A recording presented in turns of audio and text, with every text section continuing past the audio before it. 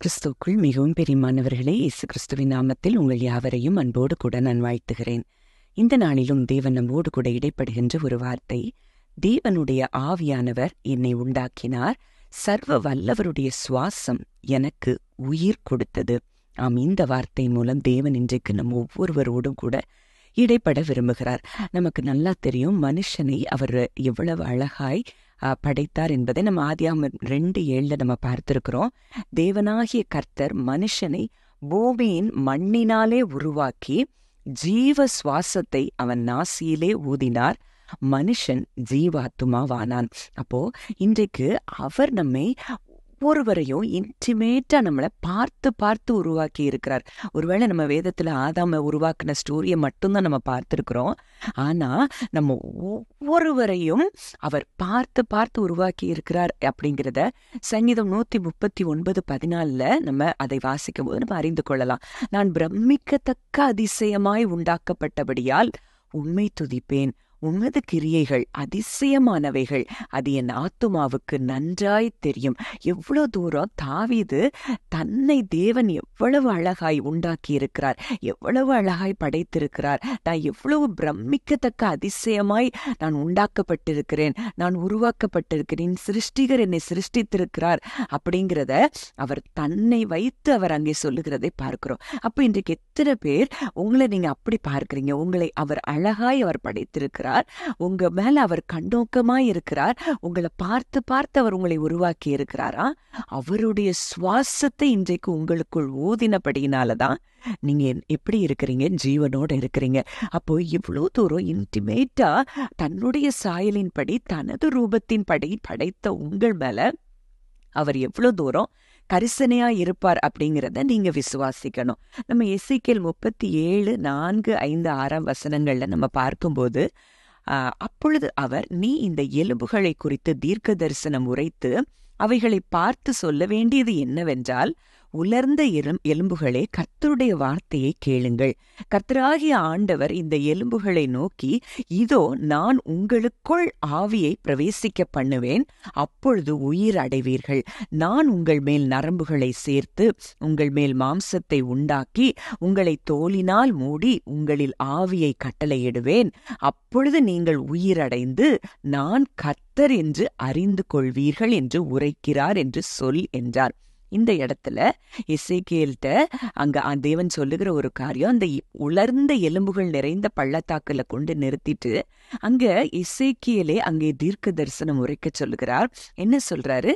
உலர்ந்த எலும்புகளை பார்த்து நீ பேசு. ஒருவேளை இன்றைக்கு இது சரீரம், உங்க சரீரம் சில உறுப்புகள் பாதிக்கப்பட்டிருக்கலாம். இந்த உறுப்புகளுக்கு இது உயிரடையுமா, இது மீண்டும் பலனடையுமான்னு நீங்க காத்து கொண்டிருக்கலாம்.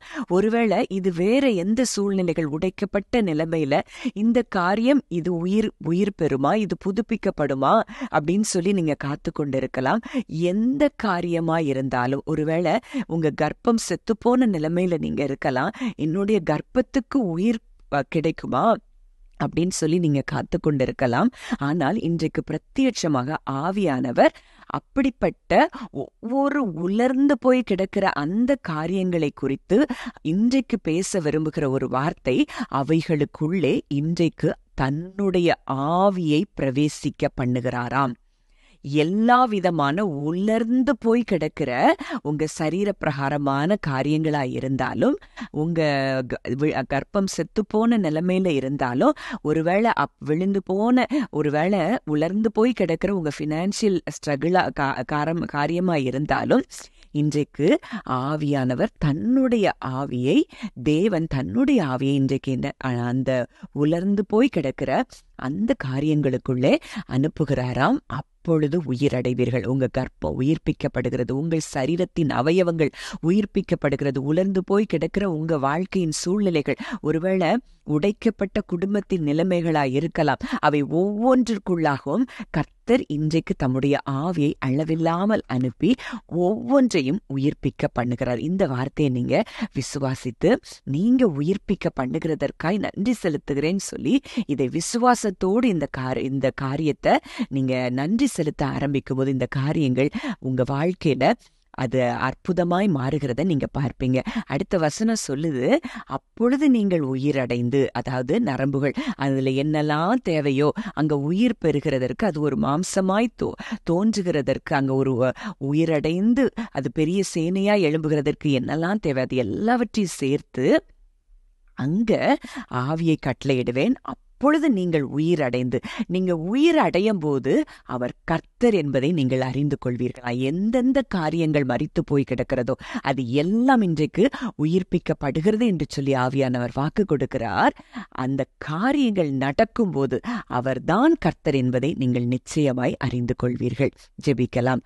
அன்பின் பரலோக தகப்பனே, நன்றியோடு உம்மை துதிக்கிறோம், ஸ்தோத்தரிக்கிறோம் அப்பா. இந்த நாளிலும் நீர் எங்களோடு இடைப்பட்ட உம்முடைய வார்த்தையின்படி தகப்பனே, இந்த நாளில் இதை கேட்கிறவர்களுடைய வாழ்க்கையில எதெல்லாம் உலர்ந்து போய் கிடக்கிறதோ ஆண்டவரே, அந்த காரியங்கள் எல்லாம் இன்றைக்கு அப்பா மறுபடியும் ஆண்டவரே அவைகளை நீர் ஆண்டவரே சிருஷ்டிக்கிறதற்காய், அந்த உலர்ந்து போன அந்த எலும்புகள் ஆண்டவரே மறுபடியும் உயிர் பெற்று ஆண்டவரே அது அவைகள் மாம்சத்தினால் மூடி நரம்புகளை சேர்த்து ஆண்டவரே அவைகளுக்குள்ளே உம்முடைய ஆவியை அனுப்பி அந்த ஒவ்வொரு காரியங்களையும் நீர் பண்ணுகிற கிருபைக்காய் நன்றி செலுத்துகிறோம். அந்த கர்ப்பத்தை உயிர்ப்பிக்க பண்ணுகிறதற்காய் நான் நன்றி செலுத்துகிறோம் தகப்பனே.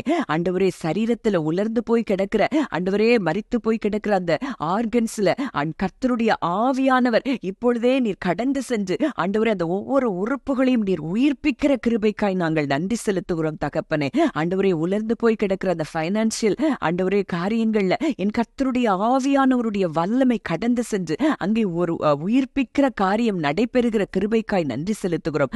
உடைக்கப்பட்ட ஆண்டவரே உலர்ந்து போய் கிடக்கிற வாழ்க்கைக்குள்ளே ஆண்டவரே குடும்ப வாழ்க்கைக்குள்ளே என் கர்த்தருடைய ஆவியானவர் கடந்து சென்று உயிர்ப்பிக்கிற கிருபைக்காய் நன்றி செலுத்துகிறோம். கர்த்தர் பெரிய காரியங்களை இதை கேட்கிற ஒவ்வொருவருடைய வாழ்க்கையிலும் செய்கிறபடி நான் நன்றி செலுத்துகிறேன். இயேசுவின் மூலம் கேட்கிறோம் ஜீவனுள்ள நல்ல பிதாவே, ஆமேன்.